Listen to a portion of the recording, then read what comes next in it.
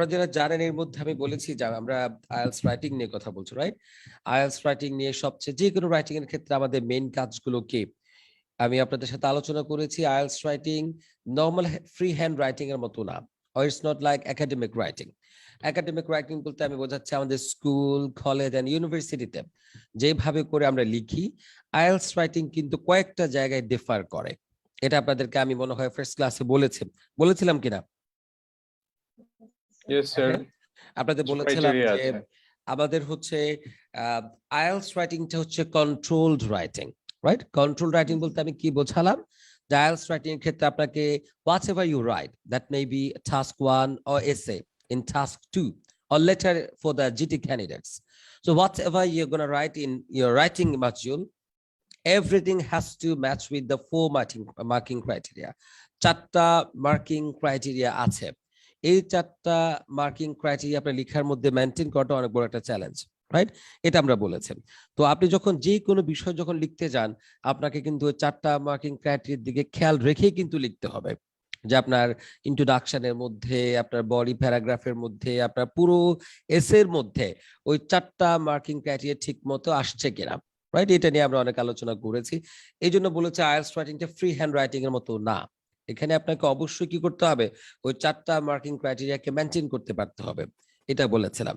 কারণ এই 4টা মার্কিং ক্রাইটেরিয়ার উপরে কিন্তু আলটিমেটলি আপনার মার্ক ডিপেন্ড করছে, রাইট? তো এখানে আমি একজন দেখতে পাচ্ছি like speaking club time is not convenient for me, yes sorry for that, right? আচ্ছা ঠিক আছে। তো এই ইস্যুসগুলো আমাদের আলোচনা হয়েছে। এরপর বলেছিলাম যে আমাদের টাস্ক কয়টা থাকে, বলেন না কয়টা টাস্ক থাকে? 2টা থাকে স্যার, টাস্ক 1 and টাস্ক 2 থাকে, right? Let me show the slide. আমি আপনাদের স্লাইডটা দেখাচ্ছি। আচ্ছা, আইএলটিএস রাইটিং ক্ষেত্রে আমরা বলেছি আমাদের টাস্ক কয়টা থাকে? 2টো। এর মধ্যে ফার্স্ট হচ্ছে আমাদের টাস্ক 1, যেটা বলেছিলাম কি গ্রাফ অথবা কি লেটার থাকবে। এরপর কি বলেছিলাম? এসে থাকবে, আপনাদের এসে থাকে টাস্ক 2 এর ক্ষেত্রে, রাইট? এর আগে আমি আপনাদের এটা বলেছিলাম একটা ক্লাসে যে আইএলটিএস রাইটিং এর সিক্রেট গুলো কি, কোন বিষয়গুলো জানা না থাকলে আপনি যতই আইএলটিএস প্র্যাকটিস করেন না কেন আপনার স্কোর কখনো ইমপ্রুভ করবে না, রাইট? আমি একদম আপনাদেরকে এই কথাগুলো অনেকবার বলি, সবসময় বলি আমার ক্লাসে। ফার্স্ট ওয়ান বলেছি কি আপনাদের sentence making ability. Trust me, যেই ক্যান্ডিডেট নিজের বাক্য নিজে এখনো বানাতে পারেন না, you still struggle in sentence making, trust me. আপনি আইএলটিএস ক্লাস করে যে ইনফরমেশন গুলো রিসিভ করে যে কিভাবে করতে হবে, কি করা যাবে না, কি করবেন, এগুলো আপনি অনেক জায়গা থেকে আপনি হয়তো বা শুনবেন, অনেক স্যাম্পলস আপনি দেখবেন, অনেক ফর্মেট আপনি হয়তো মুখস্থ করবেন, কিন্তু আপনি সেন্টেন্স মেকিং অ্যাবিলিটি এটা নিজের যদি না থাকে, কোনো স্যাম্পল টিপস, কোনো শর্টকাট ওয়েজ আপনাকে এক্সাম হলে রেস্কিউ করবে না, ট্রাস্ট মি, আপনাকে বিট্রে করবে। আর যেহেতু আমরা সবাই জানি, আপনাদেরকে আমি বলেছি এটা, যে আইএলটিএস রাইটিং পরীক্ষায় মুখস্থ বিদ্যার কোনো বাক্য লেখার সুযোগ খুব একটা নাই, এটা আপনাদেরকে আমি বলে দিয়েছি। কারণ আপনার কোনো একটা বাক্য পড়ে যদি এক্সামিনার মনে হয় যে এটা আপনার বাক্য না, আপনি মুখস্থ করে লিখেছেন, এটা কিন্তু আপনার জন্য নেগেটিভ মার্কিং এর একটা বিষয় হবে। কি বলেন? Yes, sir, এটা আমি আপনাদেরকে আগে বলেছি। এরপর বলেছিলাম যে মার্কিং ক্রাইটেরিয়া গুলোর কথা একটু আগেও বলেছি। এবার ফরম্যাট, আপনাকে ফরম্যাট বুঝতে হবে। আপনি টাস্ক 1 লিখছেন, কোন স্টাইলে আপনি লিখবেন, আপনি টাস্ক 2 লিখছেন, কিভাবে আপনি প্যারাগ্রাফিং করবেন, ইন্ট্রোডাকশনটা আপনার কি হবে, কনক্লুশনে আপনি কি লিখবেন, ইন্ট্রোডাকশনে আপনি কি লিখবেন, এই ইস্যুস গুলো কিন্তু আপনাকে বুঝতে পারতে হবে, রাইট? না হলে কিন্তু ঝামেলা হবে, স্কোর কিন্তু আপনার ফল করবে। এরপরে বলেছিলাম যে এক্সামিনার্সদের যে রাইটিংস গুলো আছে, আমরা সবাই জানি যে আমরা আইএলটিএস এর জন্য কেমব্রিজ বই অনেক বেশি আমরা ফলো করি, রাইট? কেমব্রিজ বইগুলোতে আপনি এক্সামিনারদের লেখা পাবেন, সেই লেখাগুলোকে আপনাকে পড়ে আপনাকে এক্সপ্লেইন করে বুঝতে পারতে হবে যে কিভাবে আপনাকে লেখা উচিত, রাইট? এরপরে আছে দেখা যাবে যে এক্সামিনার্সদের কমেন্ট সহকারে অনেকগুলো কি আছে, স্যাম্পল আছে, যেটা আমি আপনাদেরকে লাইভ সেশনে আলোচনা করে করে দেখাবো যে মানে কি কি ভুল করলে, কি কারণে একটা রাইটিং এ সে 6 দিচ্ছে, এক্সামিনার 6 দিচ্ছে, কি কারণে একটা রাইটিং এ সে 6.5 দিচ্ছে, কখন সেটাকে 7 দিচ্ছে, কখন 7.5 দিচ্ছে, এই আলোচনাগুলো আমরা ইনশাআল্লাহ আমাদের ক্লাসে করব। ক্লিয়ার? এরপর আপনাদের একটু কথা বলেছিলাম এটা আমি, যে এক্সটেন্সিভ রিডিং এর কথা। এক্সটেন্সিভ রিডিং মিন্স কি? Fatima Ferdous, any idea?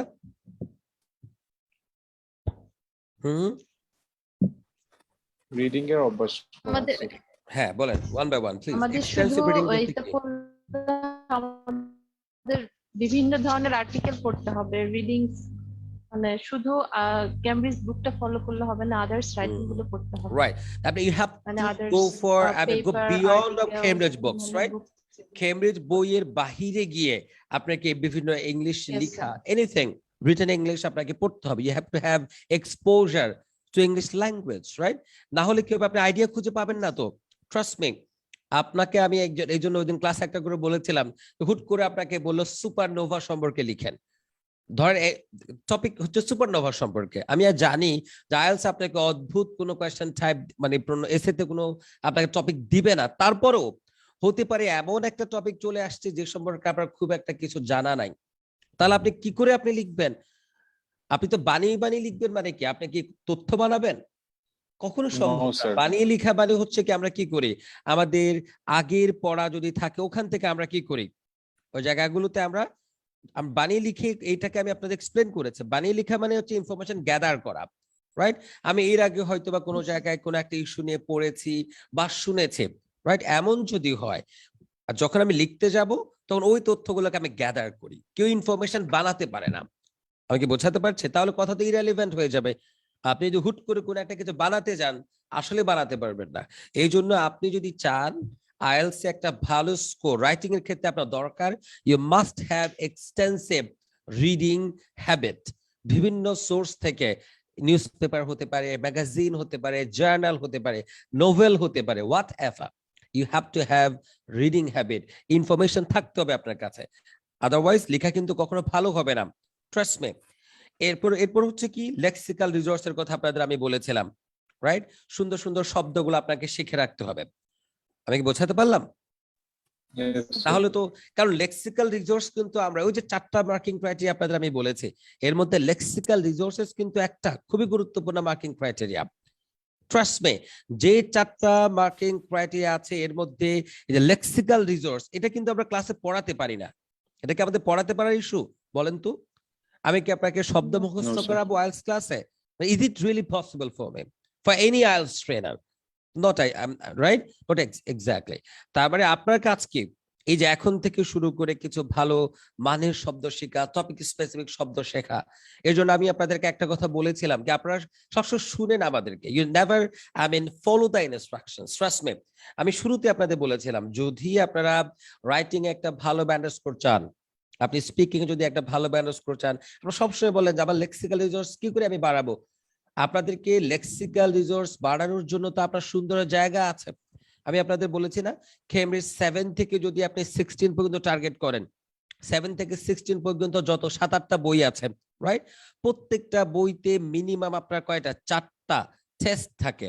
তো একটা টেস্টে কমপক্ষে 12টা রিডিং প্যাসেজেস থাকে, রাইট? তো একটা বইতে 12টা রিডিং প্যাসেজেস থাকে। এরকম চিন্তা করেন আপনি 7-8টা বইতে কতগুলো প্যাসেজেস হলো। এবার একটা প্যাসেজে কম না হলে 7 থেকে 800 শব্দ থাকে। তো এতগুলো শব্দ যদি আপনি, আপনার হাতে আছে, এই শব্দগুলোকে আপনি পড়ে শেষ করেন, এইগুলা না পড়ে আমাকে অনেকে ফোন করে বলে স্যার একটা শব্দ শেখার জন্য কিছু বই সাজেস্ট করেন। আরে ভাই, কেমব্রিজটা ঠিক মতো যদি আপনি পড়তে পারেন, আইএলটিএস এ একটা ভালো স্কোর করার জন্য ট্রাস্ট মি আপনার কিচ্ছু দরকার নাই। বোঝাতে পারছি? Okay, sir. আইএলটিএস এর লিসনিং টেপস্ক্রিপ্টস এর মধ্যে যে শব্দগুলো আছে, সেগুলো স্পিকিং এর জন্য আপনার কোনো শব্দ দরকার হবে না।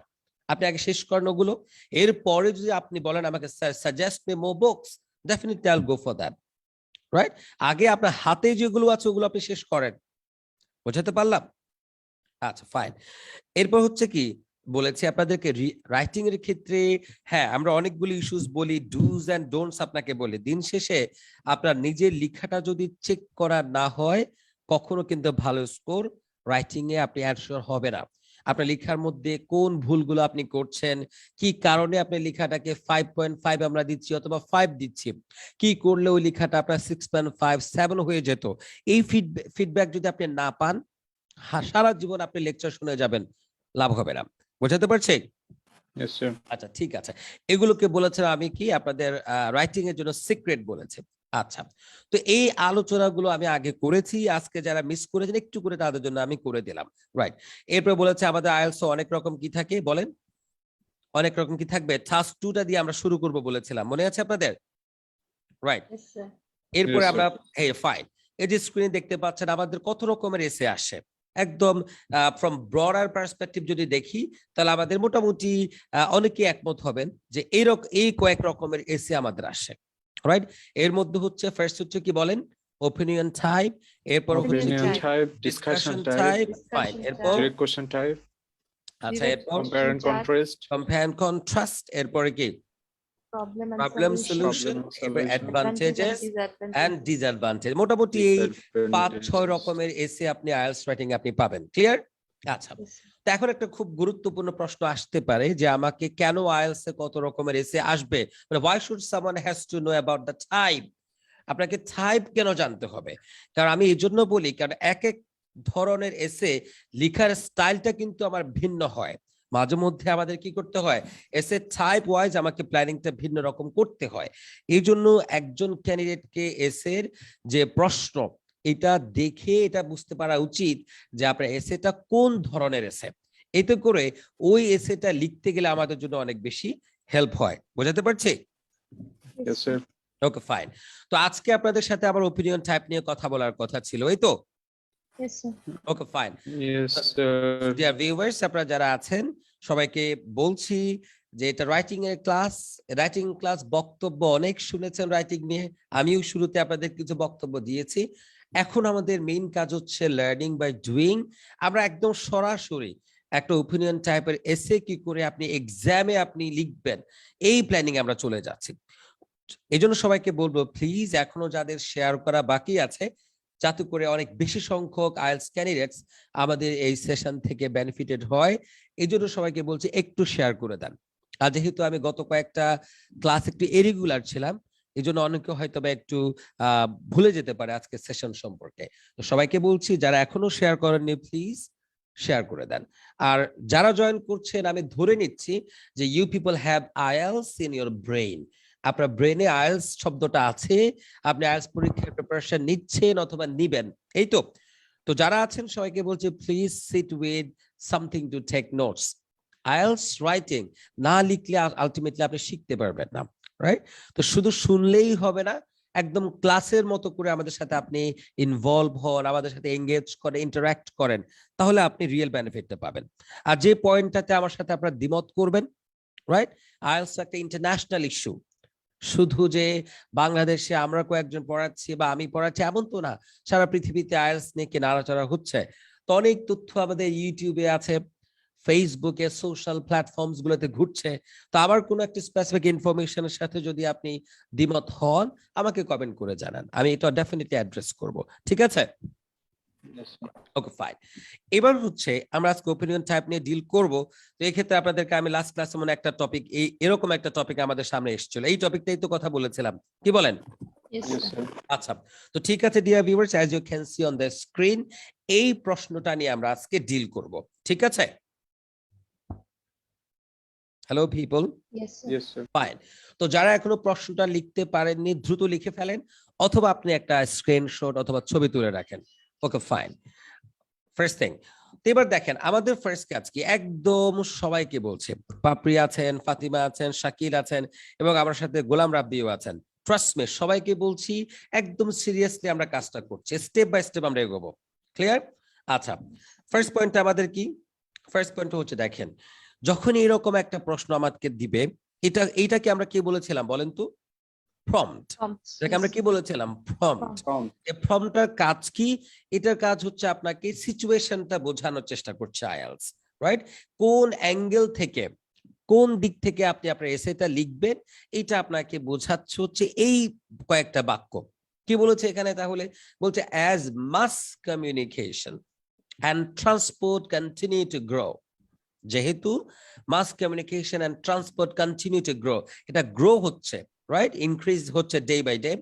আচ্ছা, societies are becoming more and more alike, society হয়ে যাচ্ছে এখন কি মোর আর মোর অ্যালাইক, মানে সমাজগুলো, সমাজ ব্যবস্থা দেখতে দেখতে কি হয়ে গেছে, সবগুলো দিনকে দিন এটা কি হয়ে যাচ্ছে বলেন, একই রকম হয়ে যাচ্ছে, রাইট? খুব একটা পার্থক্য খুঁজে পাচ্ছি না আমরা।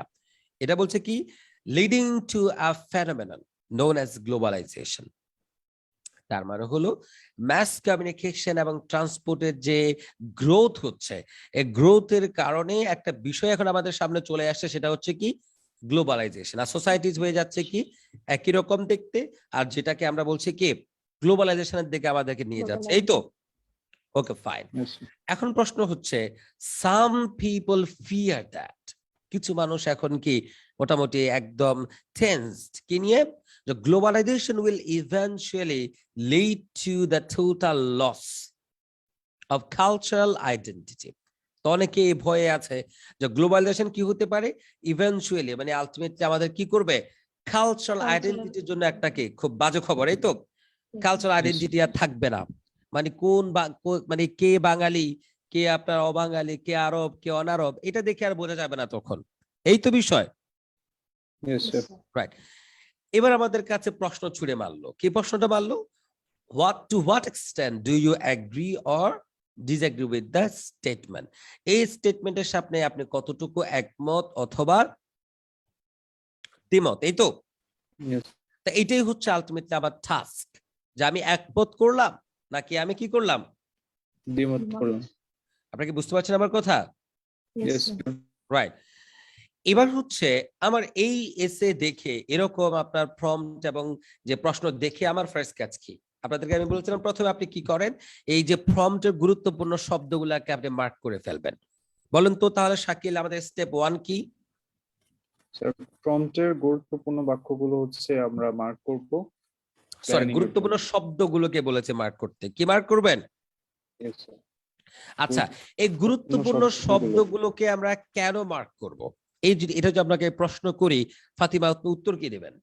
কেন আপনাকে প্রম্পটে গুরুত্বপূর্ণ এই যে শব্দগুলোকে আমরা রেড মার্ক করেছি, এটা আপনাকে কেন করতে হবে? হোয়াটস দ্য বেনিফিট, বলেন। স্যার, গুরুত্বপূর্ণ ওয়ার্ডস গুলো যদি মার্ক করি তাহলে আমাদের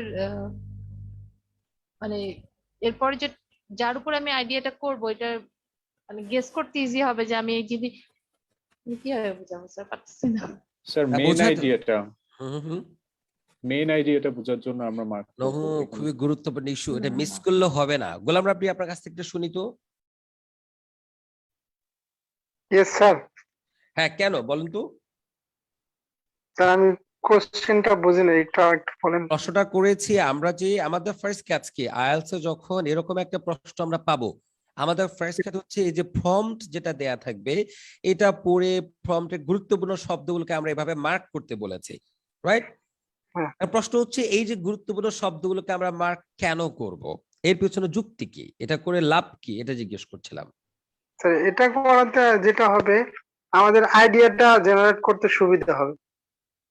এটা আচ্ছা, যে আসলে আর কিছু আর কোন যুক্তি? এই মুহূর্তে আর তো যুক্তি আমার মাথায় আসতেছে না। Thank you.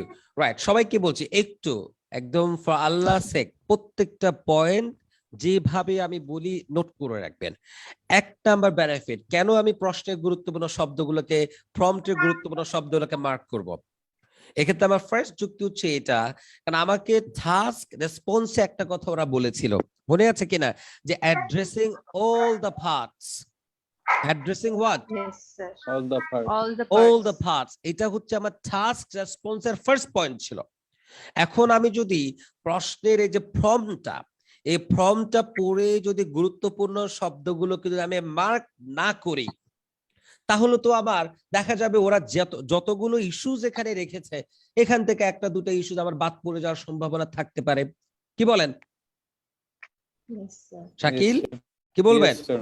রাইট, তার মানে আমার ফার্স্ট যুক্তি কেন আমি প্রশ্নের এই প্রম্পটের গুরুত্বপূর্ণ শব্দগুলোকে মার্ক করব, এখানে আমার ফার্স্ট যুক্তি হচ্ছে এই জন্য করব, যদি আমি না করি তাহলে আমার টাস্ক রেসপন্সের একটা গুরুত্বপূর্ণ পয়েন্ট হচ্ছে অ্যাড্রেসিং অল দ্য পার্টস, তাহলে কোনো একটা পার্ট হয়তো আমরা আলোচনার মধ্যে নাও থাকতে পারে, আমি মিস করে যেতে পারি। এটা হচ্ছে আমার প্রথম যুক্তি, যার কারণে আমি কি করব, এই প্রম্পটের গুরুত্বপূর্ণ শব্দগুলোকে আমি মার্ক করব। Is it clear? Yes, sir. আচ্ছা, Yes, sir. আরেকটা যুক্তি হলো, আমি কিন্তু জিজ্ঞেস করবো আপনাদেরকে, পাপড়ি জিজ্ঞেস করবো কিন্তু কি বলছে। দ্বিতীয় পয়েন্ট আপনাদের বলি, সেটা হলো এই জন্য আপনাকে এই প্রম্পটের গুরুত্বপূর্ণ শব্দগুলোকে মার্ক করতে হবে, সেটা সেকেন্ড কারণ হলো আপনাদের মনে আছে আমি যখন আপনাদেরকে অ্যান্সার শিটটা দেখিয়ে বলেছিলাম যে যেরকম অ্যান্সার শিটে আপনাকে লিখতে হবে আইএলস এ, ওখানে নিচে একটা পয়েন্ট ছিল অফ টপিক, মনে আছে কিনা? Of topic. অফ টপিক একটা পয়েন্ট ছিল, এটা মনে আছে আপনাদের? ইয়েস স্যার আছে। তার মানে হলো আমরা অনেক সময় হতে পারে যে লিখতে লিখতে আমাদের আলোচনার মধ্যে ইরেলিভেন্ট অর ডিস্ট্যান্টলি রেলিভেন্ট কোন একটা আলোচনা চলে আসতে পারে, আমরা অফ টপিকে চলে যেতে পারি, কি বলেন? Yes sir. এখন যদি আপনি এই ফর্ম থেকে গুরুত্বপূর্ণ শব্দগুলোকে আগে মার্ক করে রাখতে পারেন, এগুলো আপনার রেডারের মতো কাজ করবে, কম্পাসের মতো কাজ করবে। কারণ এই শব্দগুলোকে যখন মাথায় রেখে ওই আঙ্গিকে আপনি আপনার যুক্তিগুলোকে দাঁড় করাবেন, লেখাগুলোকে লিখবেন, তাহলে আপনার লেখাটা অফ টপিকে যাওয়ার যে সম্ভাবনা এটা কিন্তু অনেকাংশে কমে যাবে। একমত আমার সাথে পাপড়ি? Yes sir. হ্যাঁ হ্যাঁ পাপড়ি শুনতে পাচ্ছেন? Yes sir. আচ্ছা দুটো কারণ পাপড়ি বলেন, দুটো কারণে আমি আপনাদের বলেছি এই যে প্রশ্নে এই যে প্রম্পট যেটা দেয়া থাকে Prompter এটা যে শব্দগুলোকে wordগুলো। মার্ক করতে, বলেন তো দুটো কারণ কি ছিল? পাপড়ি বলেন। আমার হচ্ছে স্যার টাস্ক রেসপন্সের যে অ্যাড্রেসিং অল পার্টস একটা মানে পয়েন্ট আছে, তো আমরা যদি মার্কিং করে না রাখি গুরুত্বপূর্ণ পয়েন্টগুলো তাহলে আমরা মিস করে যেতে পারি সেখানে। ফাইন, এরপর সেকেন্ডটা কি ছিল? স্যার আরেকটা হচ্ছে স্যার অফ টপিক বা অপ্রাসঙ্গিক বিষয়গুলো এড়াতে স্যার মেইন পয়েন্টগুলো আমাদের মার্কিং করে রাখতে হবে, যাতে লিখতে লিখতে আমরা কোনো ইরেলেভেন্ট কোনো অপ্রাসঙ্গিক লেখাতে চলে না যাই সেই কারণে। আপনারা সবাই কি আমার সাথে একমত কি না এই দুটো পয়েন্টে? Yes sir. রাইট, তার মানে আমার ফার্স্ট কাজ হচ্ছে আমরা কি করব সবাই এই ফর্মটাকে খুব ভালো করে পড়ে তার কি করব গুরুত্বপূর্ণ শব্দগুলোকে আমরা কি করে রাখবো, মার্ক করে রাখবো। ক্লিয়ার সবাই? ইয়েস। এটা হচ্ছে আমাদের 1 নাম্বার কাজ। এটা কত নাম্বার কাজ? 1 নাম্বার ফার্স্ট ওয়ান। আইএলস এ যখন আমি টাস্ক 2 এসে লিখতে যাব আমার ফার্স্ট কাজ হচ্ছে এটা। ক্লিয়ার সবাই? গোলাম Yes, sir. রাব্বি? ইয়েস। Yes okay, sir. এরপরে কাজ কি? এরপর আমি যখন এই জায়গাটায় আসবো যেখানে আমার টাস্ক বলা আছে, সেখানে আচ্ছা। আপনাকে বলে what extent do you agree or disagree. তাহলে এই অংশটা পড়ে আমাকে সিদ্ধান্ত নিতে হবে যে আমার এসেটা কোন ধরনের এসে, কি বলেন? Yes sir.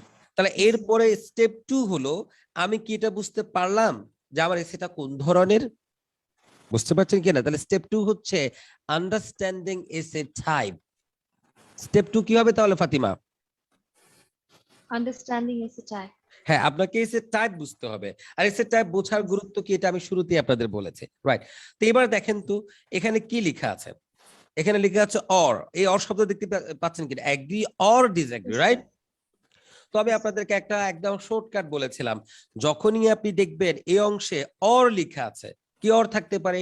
What extent do you agree or disagree, অথবা how far do you agree or disagree, is it positive or negative, right?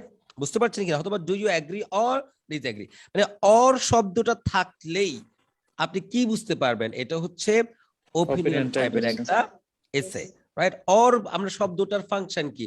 Alternative the, right? এটা অথবা এটা, বুঝতে পারছেন তো? Yes, এই sir. জন্য আমি আপনাদেরকে যেহেতু আমাকে আইএলটিএস এসে লিখতে হবে কয়টা? আমাকে একটাই তো লিখতে হবে, কি বলেন? Yes, sir. ইয়েস একটা এসেই তো আমি লিখবো।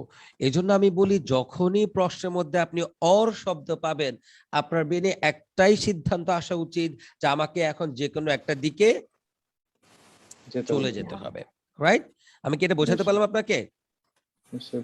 মানে যখনই আপনি কি করবেন অর শব্দটা দেখবেন সাথে সাথে আপনাকে এই সিদ্ধান্ত চলে যেতে হবে যে আমাকে এখন কি করতে হবে, যে কোনো একটা দিকে আমার অবস্থানটা আমাকে আগে নিশ্চিত করতে হবে, এই তো? Yes, sir. ডান।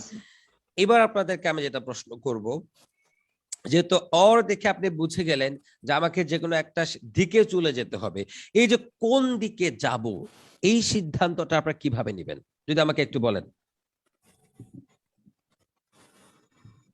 হ্যাঁ হ্যাঁ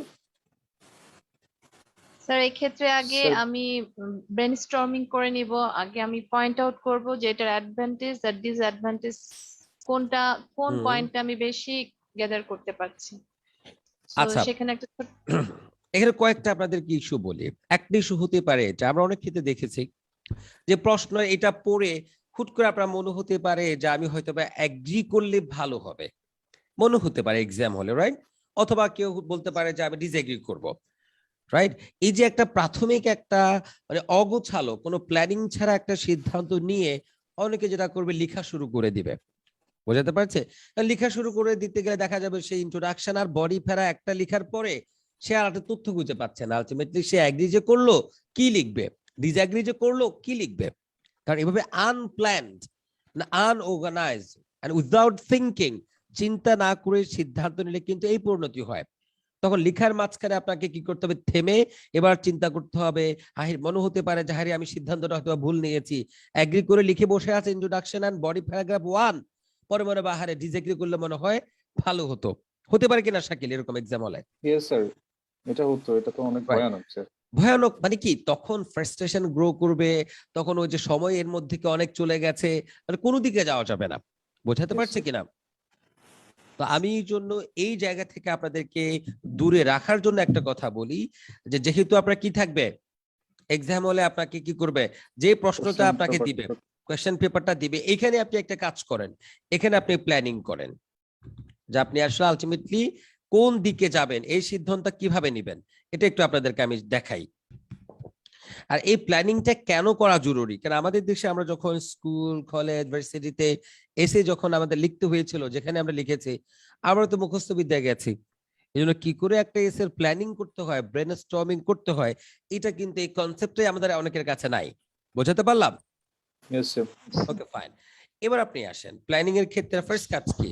ফার্স্ট কাজ হচ্ছে আপনি ওই যে প্রশ্নের উপরে, আবার অ্যানসার শিটের উপর করতে যাবেন না, রাফটা কোথায় করবেন? কোশ্চেন পেপারের উপরে, প্রশ্নের উপরে। এখানে আপনি যা ইচ্ছে তাই করতে পারেন। প্রশ্নের পেপারে আপনি লিখেন, যদি আপনি এগ্রি করেন তাহলে আপনার পয়েন্টস গুলো কি কি হতে পারে, রাইট? একইভাবে আপনি ডিসএগ্রি করলে আপনার যুক্তিগুলো কি কি হতে পারে, একদম শুধু একটা দুটো শব্দে আপনি এখানে পয়েন্টস এগুলাকে পয়েন্ট আউট করে রাখেন। যে আপনি যদি এগ্রি করেন তাহলে এগ্রির পক্ষে আপনার প্রথম যুক্তিটা কি হতে পারে, এখানে আপনি এক শব্দে অথবা বড় যে দুই শব্দে আপনি এটা লিখে ফেলেন এখানে। এবার তাহলে আসেন তো আপনারা বলেন আমাদের আজকে টপিকটা কি? টপিকটা হলো, বলেন না টপিকটা কি ছিল, এই যে একটু আগে যে সেটা আমরা করছিলাম, গ্লোবালাইজেশন, মাস কমিউনিকেশন এবং ট্রান্সপোর্ট হ্যাঁ কন্টিনিউর জন্য আমাদের যে কালচারাল আইডেন্টিটি যে লস হয়ে যাচ্ছে আচ্ছা গ্লোবালাইজেশনের ফলে। রাইট, মানে এটা বলছে সাম পিপল ফিয়ার যে globalisation will eventually lead to the total loss of cultural identity. মানে অনেকে এটা মনে করছে যে হারে গ্লোবালাইজেশন হচ্ছে, মানুষ কমিউনিকেট করছে, ট্রান্সপোর্টের যে রেভলিউশন হচ্ছে, খুব অল্প সময়ের মধ্যে আপনি যে কোনো দেশে চলে যেতে পারবেন, এতে করে মানে একটা দেশের কি হবে, কালচার একদম পুরোপুরি তার লস হয়ে যাবে। বুঝাতে পারছেন কিনা? আচ্ছা, এখন যদি আপনি এর সাথে এগ্রি করেন, হ্যাঁ আপনারও যদি একইটাই মনে হয় যেভাবে গ্লোবালাইজেশন হচ্ছে, ট্রান্সপোর্ট সেক্টরের প্রোগ্রেস হচ্ছে, কমিউনিকেশন সেক্টরের প্রোগ্রেস হচ্ছে, এই তো করে আপনিও যদি মনে করেন যে একটা সময় দেখা যাবে যে একটা দেশের কালচারাল মানে নিজস্ব কালচার বলতে ওরকম কিছু থাকবে না, সব ব্লেন্ড হয়ে যাবে। বুঝতে পারছে কিনা? আপনারও যদি একইটা মনে হয় তাহলে এবার বলেন এক্ষেত্রে যুক্তিগুলো কি হতে পারে। এক নম্বর যুক্তিটা সবাই আমাকে বলেন, সবাইকে একটু সময় দিলাম, চিন্তা করেন প্রথম যুক্তিটা কি হতে পারে। এবং যারা আমাদের শুনছেন, যারা লাইভ দেখছেন, আপনাদেরকেও বলছে you can write your answer in the comment section, যে বলেন প্রথম কোন যুক্তিতে আমরা বলতে পারি যে হ্যাঁ আমাদের কি কালচারটা লস হয়ে যাবে গ্লোবালাইজেশনের কারণে। এক্ষেত্রে যদি আমাদের প্রথম যুক্তি কি হতে পারে বলেন তো?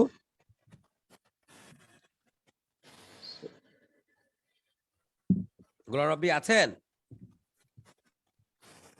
Yes, sir, I'm here. হ্যাঁ, প্রথম যুক্তি কি হতে পারে, কোন যুক্তিতে আপনার মনে হয়, মানে আপনি যদি মনে করেন যে এই সমস্ত গ্লোবালাইজেশনের কারণে আলটিমেটলি দেখা যাবে যে একটা দেশের কালচার বলে কিছু থাকবে না, এটা যদি আপনি মনে করে ক্ষেত্রে প্রথম যুক্তি কি হতে পারে, কি কারণে আপনার কাছে এটা মনে হবে? স্যার, প্রথমত এটা মনে হয় কারণ এটা হতে পারে যে আমাদের যে সোশ্যাল মিডিয়া এগুলোর কারণে মানুষ অতিকেন্দ্রিক আপনার অনলাইন হয়ে যাচ্ছে, যেটা মানে ইন্টারনেট একটা কারণ হতে পারে। মানে সেটা এটা হতে পারে, মানে একটু আনসোশ্যাল হয়ে যাবে, এই তো? হ্যাঁ, আনসোশ্যাল হয়ে যাবে। মানে আনসোশ্যাল মানে কি, তারা একটু মানুষের সাথে মিশবে না, যাবে না, সারাক্ষণ শুধু কি নিজের মতো করে কি থাকবে, একটু ইন্ট্রোভার্ট হয়ে যাবে। right? নিজের একটা হ্যাঁ। আনসোশ্যাল অথবা ইন্ডিভিজুয়ালিস্টিক হয়ে যাবে, এই তো ইয়েস স্যার। ইন্ডিভিজুয়াল একটা ইন্ডিভিজুয়ালিস্টিক, রাইট? ইন্ডিভিজুয়ালিস্টিক হয়ে যাবে, মানুষ মানে একা একা থাকতে পছন্দ করবে, এটা একটা বিষয় হতে পারে। যার জন্য আমরা যে আমাদের সমাজ, আমরা যখন সবার সাথে একসাথে থাকতে একটা অভ্যস্ত, সকালের সবার সাথে একদম জটলা করে গল্প করা, যে কোনো জায়গায় সুযোগ পেলেই কি আড্ডা দেয়া, এই যে একটা কালচার, এইটা হারিয়ে যাবে। মানুষ অনেক বেশি সেলফ সেন্ট্রেড হয়ে যাবে, কি বলেন? সেলফ সেন্ট্রেড হয়ে যেতে পারে, রাইট? ভালো পয়েন্ট। আর কি? তো নিজস্ব আইডেন্টিটি হারাবে। মানে কিভাবে, সেটা যুক্তিটা কি? মানে আইডেন্টিটি হচ্ছে হারাবে, তারা- পয়েন্টটা কি? যেমন লস দেয়ার মানে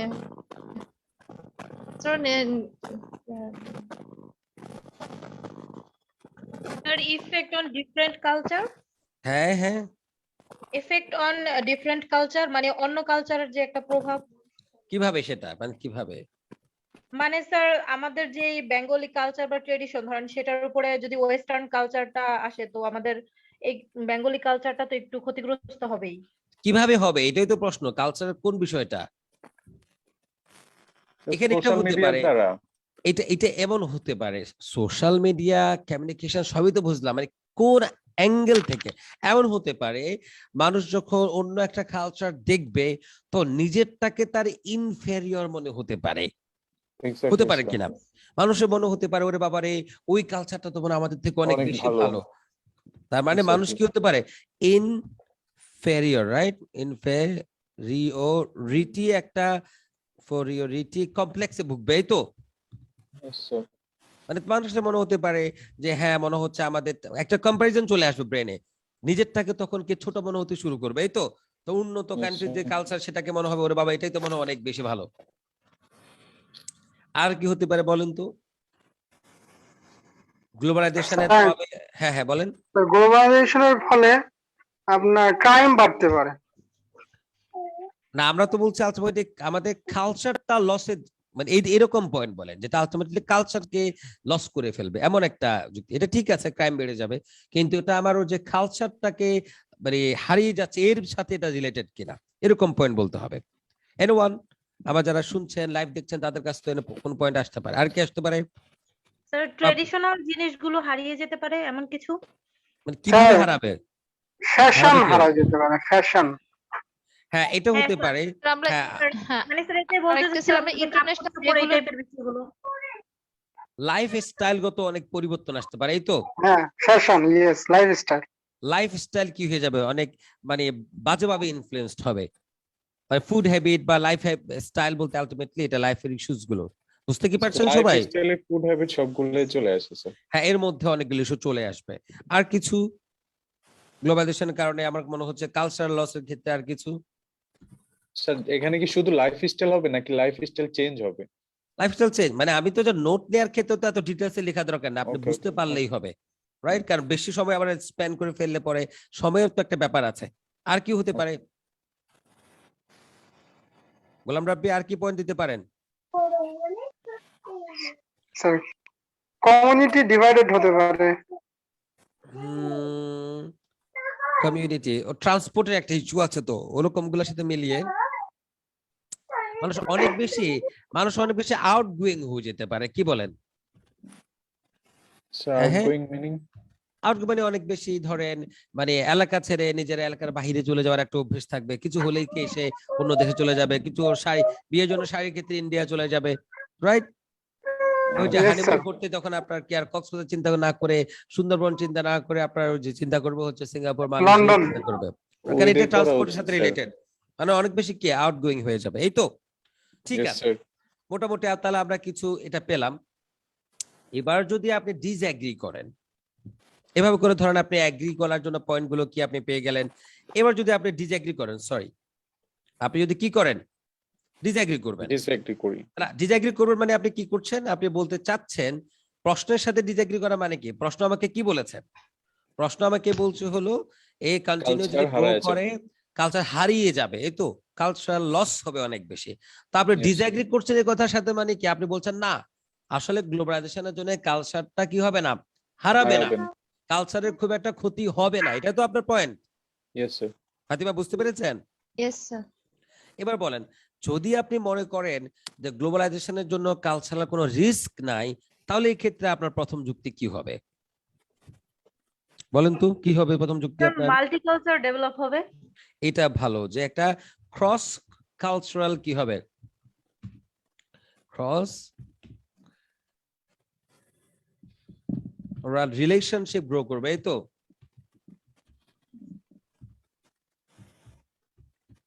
সে কি করবে, গ্রো করবে, এটা একটা ভালো প্রশ্ন। আর কি আর কি আর কি?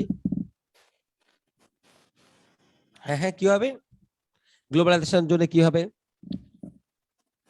আর একটা পজিটিভ দিক বলেন। আপনি কি বলছেন?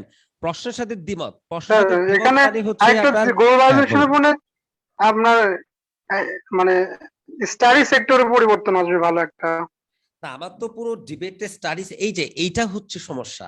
এখন আপনি যদি গ্লোবালাইজেশনের, ঠিক আছে, এটা যে ব্রডার পার্সপেক্টিভ থেকে আমরা দেখলে গ্লোবালাইজেশনের জন্য স্টাডির বেনিফিট আছে, কিন্তু আমাদের এসেটা কি নিয়ে, এসেটা কালচারাল ইস্যু নিয়ে, কালচার লস্ট, কালচারের দিক থেকে বলতে হবে। মানে আমার একমত হলে আমি বলছি যে না, কালচারের জন্য লস হবে। প্রশ্ন বলেছে লস হবে, আমি একমত হচ্ছি, মানে কি আমি বলছি ঠিক আছে লস হবে। আর দ্বিমত হচ্ছে মানে আমি কি বলছি, কালচারের জন্য ক্ষতিগ্রস্ত হবে না, কালচারের জন্য এটা বেনিফিশিয়াল হবে। তো বেনিফিশিয়ালের দিকে বলেন, অন্যদিকে চলে গেলে তো হবে না। মেডিকেল বা এডুকেশন, এটা তো আমরা মেন আলোচ্য ইস্যু না। আর কি হতে পারে? ফাইনান্সিয়াল হিউম্যান আন্ডারস্ট্যান্ডিং এবিলিটি বাড়বে। তাহলে মানুষের, হ্যাঁ মানুষের মানে কি কালচারাল টলারেন্সটা বাড়বে। কি বাড়বে? কালচারাল টলারেন্স মানে অন্য কালচার দেখলে, অন্য কিছু একটা দেখলে আমাদের যে এখন একদম মানে মেজাজ খারাপ হচ্ছে, বাবা কি করছে এটা, সেই জাতীয় কি টলারেন্সটা আমাদের কি উইল কে ইনক্রিজ, এই তো। আর কি হতে পারে? স্যার অর্থনৈতিক সমৃদ্ধশালী হবে, মানে এটা কালচারাল। আমরা এটা কি কালচারের আছে? সাথে কি এটা ইকোনমি একটু কানেক্টেড, তবে একটু ডিস্টেন্টলি কানেক্টেড, এটাকে বাদ রেখে অন্য কিছু বলতে পারি কিনা? কারণ আমরা তো গ্লোবালাইজেশনের সাথে ইকোনমিক সম্পর্ক আছে, কিন্তু এটা তো আমার এস এর কিনা আলোচ্য বিষয় না। এই সাথে বলছে গ্লোবালাইজেশনের কারণে কালচারাল লস হবে। এখন আমরা যদি দ্বিমত করি তাহলে আমরা বলছি না কালচার লস হবে না, বরং কি হবে, ভালো হবে। ভালো হলে আর কি বলতে পারেন? স্যার আমি অর্থনৈতিকটা এই কারণে বলেছি যে দেখা যাচ্ছে যে আমাদের দেশ থেকে বিভিন্ন কালচারাল প্রোগ্রাম গুলো যে বিদেশে করা হয়, সেই ক্ষেত্রেও তো স্যার কিছুটা আর্নিং হয়। তা তো ঠিক আছে, কিন্তু এটা আবার ইকোনমির দিকে চলে যাচ্ছে না একটু। Okay sir. অফ কি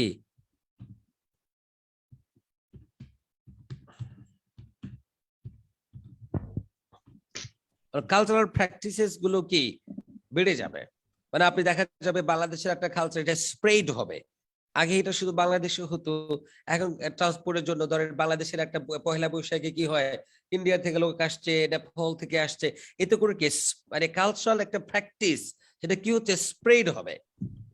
বুঝতে পারছে কিনা? হ্যালো পিপল, বুঝতে পারছেন? Yes sir.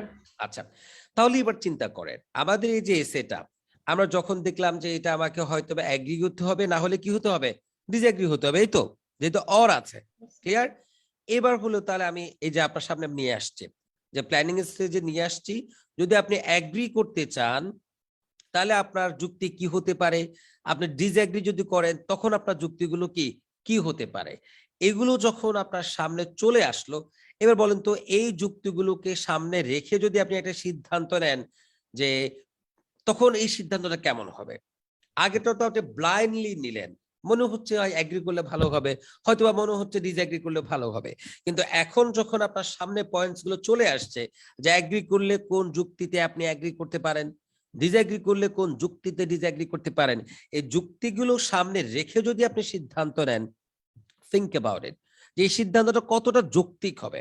কারণ আপনি তো বুঝবেন কিভাবে সিদ্ধান্ত নেবেন। অনেকে প্রশ্ন করে স্যার এটা, অনেক সময় এর প্রশ্ন শুনে মনে হয় বা প্রশ্ন পড়েই মনে হবে যে বেশিরভাগ মানুষ কি করবে, এগ্রি করবে। এখন ধরেন আমি এক্সেপশনাল কি হলাম, আমি ডিসএগ্রি করলাম, এতে করে আমার ব্যান্ড স্কোর কমবে কিনা, কি বলেন আপনারা, কমবে?